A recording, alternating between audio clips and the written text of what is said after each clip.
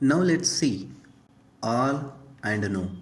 We will just check whether all and no will form a complementary pair or not. Let's take the same example and same drawings. I'll take A, B, C here. The first conclusion is all A is a C. Observe here, all A is a C. No, no A is a C. He is telling definitely A cannot get connected to C. That is what he is telling. Just check. Can you connect A and C? Yes, there is a possibility. So when there is a possibility, he is telling it confirmed, it is wrong. Right? Now we'll just have to check for what? All the possible cases. Elements are same, conclusions both are false. So we'll just check. First one, AC here. Second one, AC. Then A inside, C outside. C inside, A outside. Observe. At this particular point of time, all A is a C. False. No A is a C. Correct. At this particular point of time, all A is a C. Wrong. No A is a C. Wrong. Because they are connected. He is telling not connected. So both are wrong.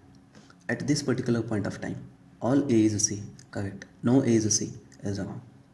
At this particular point of time, all A is a C. Wrong. No A is a C. It is wrong again. Here, A and C.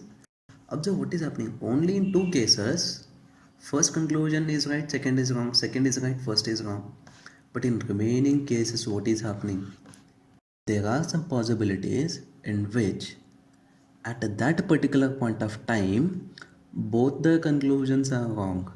Remember, if at a particular time, at a particular point of time, both are wrong, we cannot use either or.